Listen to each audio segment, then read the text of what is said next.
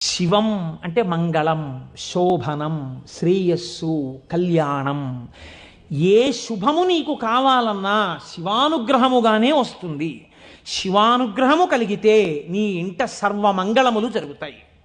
అందుకే శంకర భగవత్పాదాచార్య స్వామి శివానంద లహరిలో ఒక మాట అంటారు, అసలు శివ నిన్ను చూసి ఏదేదో అనుకుంటుంటారు, అసలు నీ స్వరూపం ఒక్కసారి ఆలోచించు.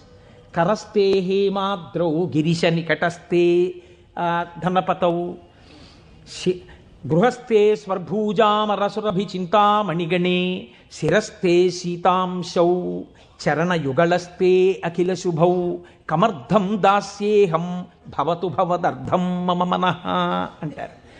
శంకర, నాకు శుభం ఇయ్యని అడగడానికి నీకు నేనేమి ఇచ్చివను?